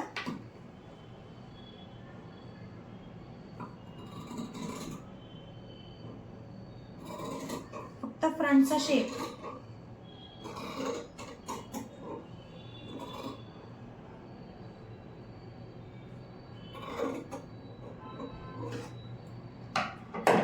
ओके, हे काय झालं, ह्या स्लीव्सची